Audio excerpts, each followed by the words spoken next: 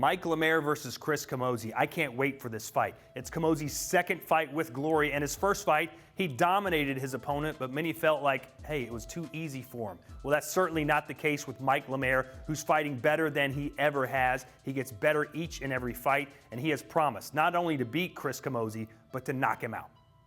My debut was a good one to start off with. I had no idea who I was fighting, so that alone leaves some issues and problems to kind of figure out, because I didn't even know who I was fighting till weigh-ins, basically. I didn't know what the guy looked like, never seen him fight before. And I think that's more challenging than fighting a guy that you have seen and that you know. It's hard to judge because, number one, the quality of his opponent, was it. We're not on the same level. I'm a total different animal.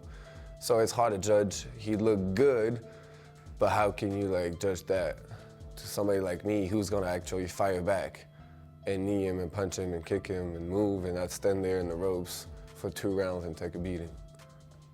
Yeah, I love this fight. I asked for this fight because Mike's a ranked guy, and he's a step up from where I fought before, and this is one step to me moving closer to the title.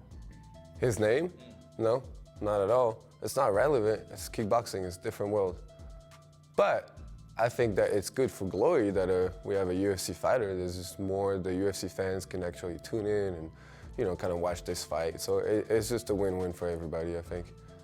Look good on me just beating him. As far as I'm concerned, it's his name that I'm going to take because he's the ranked kickboxer. He's the one on paper that should beat me, so all the pressure's on him. Yeah, there's a point to be proved. Of course, I want to show that I'm a better kickboxer, period. I asked for Mike because he's a solid guy, but I know I can beat him. I've watched him for a while. I've seen him fight quite a bit. I've actually cornered a guy who fought him. So, I saw firsthand what he had, and I think I'm better everywhere. It's all about the range. Him being a southpaw and being pretty long and lanky also as well is controlling that range with my kick. And the change of levels, going to the head with the kicks, going to the body with the kicks, going to the legs with the kicks. Comes on the inside, I got my knees, got my uppercuts. He's gonna look for, that tap shit that he does and the little fucking hook coming right here. He's gonna try to set up that uppercut, the left hand and the inside kick. I'm not worried about his kicks. I mean, come on, I fought some of the best here in kickboxing already in my weight class, so there's no surprise. Yeah, I think kicks are his best weapon, but I plan on getting in tight, beating him up with my boxing, and obviously I love leg kicks, and I think you're going to see some different stuff out of me that I've been working that I haven't shown yet. I got my game plan, so I know what I'm doing. Kick the shit out of him, basically. Yeah, Mike's got a lot of muscles. Those muscles take oxygen. I train at high altitude, so when I come here to sea level, my body, my gas tank feels great. Cardio's been one thing that I've won a lot of fights off of in the past, and it's not slowing down anytime soon.